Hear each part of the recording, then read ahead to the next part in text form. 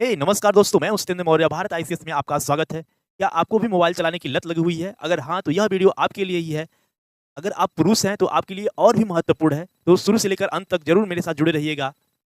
यह video Forbes पत्रिका में प्रकाशित एक लेख पर पूर्णतः आधारित है, जिसका विषय sperm counts have been falling for decades. Researchers think cell phone could help. Explain why.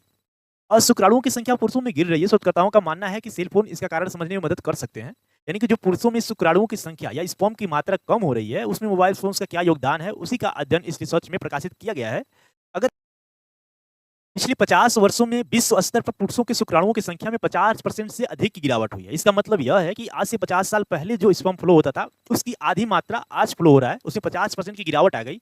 इसमें मोबाइल फ़ोन्स का क्या योगदान है, इसी का अध्ययन किया गया है। स्पर्म काउंट्स कम हो रहा है, उसमें कोई ज़रूरी नहीं केवल मोबाइल एक फैक्टर हो सकता है, लेकिन इसके साथ-साथ अन्य फैक्टर्स भी हैं, जैसे प्रदूषण, भोजन-पानी में जो विषाक्त पदार्थ होते हैं, मोटापा, बुढ़ापा और साथ-साथ मोबाइल फ़ोन्स भी एक कारण हो सकता है। इसी का अध्ययन इस रिसर्च में किया गया है। फर्टिलिटी एंड स्टेरिलिटी में प्रकाशित एक नए शोध के अनुसार जो पुरुष अक्सर सेल फोन का उपयोग करते हैं, जो फर्टिलिटी एंड स्टेरिलिटी में प्रकाशित, ये जो फोर्ब्स पत्रिका है, उसका एक अलग से कैटेगरी है, उसमें प्रकाशित इस लेख के माध्यम से यह जानकारी दी गई कि जो मोबाइल फ़ोन ज़्यादा उपयोग करते हैं पुरुष, उनमें 20% की कमी पाई गई एज़ कम्पेयर टू जो नहीं करते हैं या बहुत कम मात्रा में मोबाइल फ़ोन्स का यूज़ करते हैं, उनकी तुलना में 20% की उनमें कमी पाई गई। यानी कि जो मोबाइल फ़ोन कम यूज़ कर रहे हैं, उनमें ज़्यादा है स्पर्म, और जो ज़्यादा यूज़ कर रहे हैं, उनमें कम है।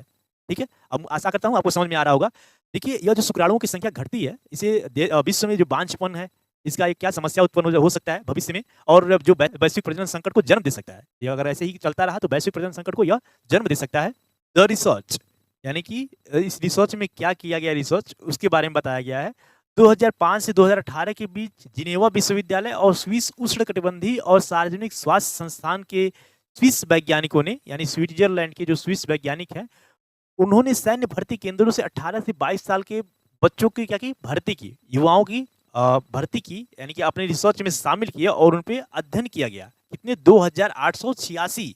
कोई एक पुरुष पे अध्ययन नहीं किया गया है, यानी कि 2886 लोगों पे अध्ययन किया गया, और किसी एक दिन या एक साल में नहीं, पिछले 13 सालों में इस पे अध्ययन किया गया है, और उसके बाद इस लेख को उसके बाद इस रिसर्च को प्रकाशित किया गया है। तो इसका रिजल्ट क्या रहा, इसमें क्या अध्ययन किया गया, उसी के बारे में देखते हैं। तो उनसे उनके मोबाइल फ़ोन्स के उपयोग पर नज़र रखने के साथ-साथ उनके जो जीवन शैली है और सामान्य स्वास्थ्य पर अन्य जानकारी रखने के लिए कहा गया।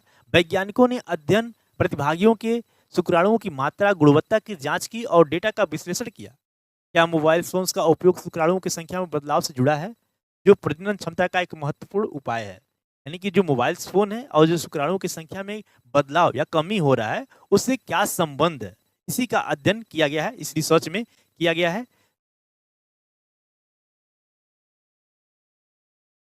So what was found in this research? जो पुरुष दिन में 20 से अधिक बार मोबाइल फ़ोन्स का उपयोग करते हैं, उनमें शुक्राणुओं की संख्या में कमी पाई गई है। इस रिसर्च में क्या पाया गया? जो मोबाइल फ़ोन्स की संख्या अधिक करते हैं, उपयोग करते हैं, उनकी अ, स्पर्म की जो सांद्रता है, मात्रा है, उसमें कमी पाई गई है। और जो पुरुष मोबाइल फ़ोन्स का उपयोग सप्ताह में केवल 1 बार करते हैं, यानी कि बहुत कम मात्रा में मोबाइल का उपयोग करते हैं, उनमें, और जो बहुत अधिक मात्रा में मोबाइल फ़ोन का उपयोग करते हैं, उनमें 1/5वें हिस्से का अंतर पाया गया है। ध्यान दीजिएगा, 1/5वें हिस्से का अंतर पाया गया। इसका मतलब यह है, जो मोबाइल फ़ोन्स का उपयोग नहीं करते हैं, उनकी तुलना में जो मोबाइल फ़ोन्स ज़्यादा उपयोग करते हैं, उनमें 1/5 यानी कि 20% की कमी पाई गई है। ध्यान दीजिएगा, 20% की कमी पाई गई है। कुल मिलाकर शोधकर्ताओं ने कहा, जो पुरुष दिन में 20 या उससे अधिक बार मोबाइल फ़ोन्स का उपयोग करते हैं, उनमें शुक्राणुओं की संख्या कम होने की जो जोखिम है, वो 21% अधिक है, जो मोबाइल फ़ोन्स उपयोग नहीं करते हैं, उनकी तुलना में। तो इस पूरी लाइन में यही कहा गया है। हाँ?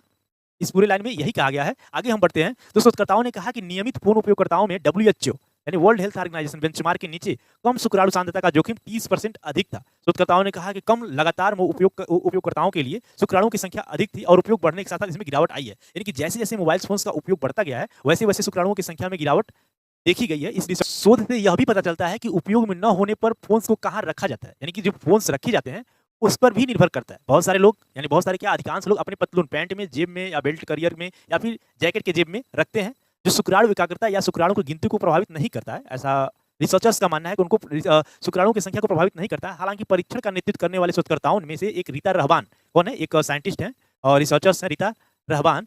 इन्होंने कहा कि इस विशिष्ट बिंदु पर वास्तव में मजबूत निष्कर्ष निकालना मुश्किल था, क्योंकि अधिकांश प्रतिभागी मोबाइल फ़ोन्स अपने पास ही रखते हैं।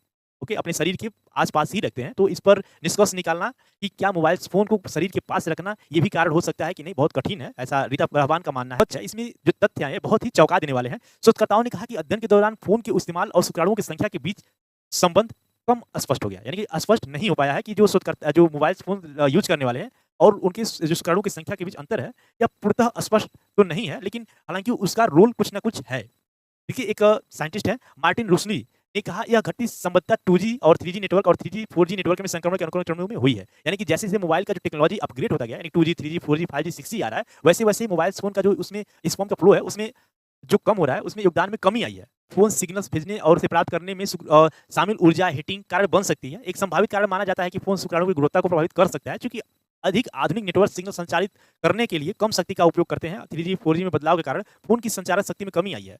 देखिए, सीधे-सीधे कहने का मतलब यह है, जैसे-जैसे टेक्नोलॉजी एडवांस होता गया है, वैसे-वैसे जो हमारी शुक्राणुओं की मात्रा में अगर मोबाइल फ़ोन्स का जो शुक्राणुओं की संख्या कमी करने में योगदान था, उसमें वैसे-वैसे मोबाइल फ़ोन की जो रोल है, उसमें कमी आई है। कमी आई है क्योंकि टेक्नोलॉजी अपग्रेड होता गया, जो मोबाइल फ़ोन से एनर्जी रिलीज़ होता है, वो उसकी मात्रा कम होती गई है। ओके। यह अध्ययन कितना यथार्थवादी है, इसका भी विश्वसनीयता होना चाहिए, हालाँकि कितना तथ्यों पर आधारित है, यह हम देखते हैं।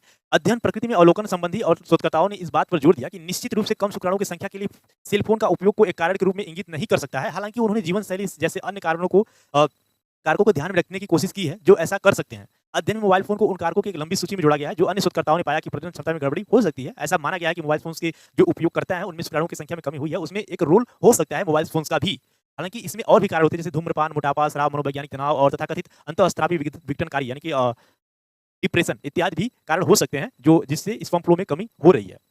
शुक्राणुओं की संख्या दशकों से गिर रही है। वैज्ञानिकों ने यह स्पष्ट नहीं कर पाया है कि क्यों गिर रहा है, और गिरावट तेज होने के संकेत के बीच उन्होंने चेतावनी दी है कि प्रजनन संकट मंडरा रहा है, यानी कि भविष्य में प्रजनन संकट क्या हो सकता है, एक उत्पन्न हो सकता है, ऐसा वैज्ञानिकों ने संकेत किया है।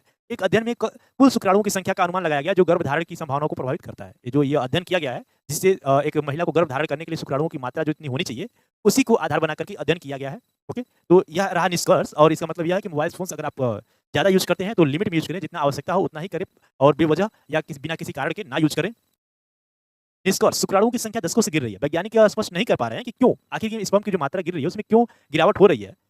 जो गिरावट तेज होने के संकेतों के बीच उन्होंने चेतावनी दी है कि प्रजनन संकट मंडरा रहा है, यानी कि भविष्य में प्रजनन संकट उत्पन्न हो सकता है। देखिए, one study estimate total sperm counts which effect the chances of conceptions have fallen as much as 62% between 1973 to 2018, यानी कि 1973 से लेकर 2018 के बीच में जो स्पर्म की मात्रा में 62% की गिरावट हुई है, यानी कि 62% की गिरावट हुई है। ऐसे ही महत्वपूर्ण जानकारी के लिए जुड़े रहें मेरे साथ। अगर आपको यह लेक्चर पसंद आया हो तो अपने दोस्तों को ज़रूर शेयर कीजिए, लाइक कीजिए, सब्सक्राइब कीजिए, और फिर मिलेंगे हम आपसे नेक्स्ट वीडियो में। तब तक के लिए बाय बाय।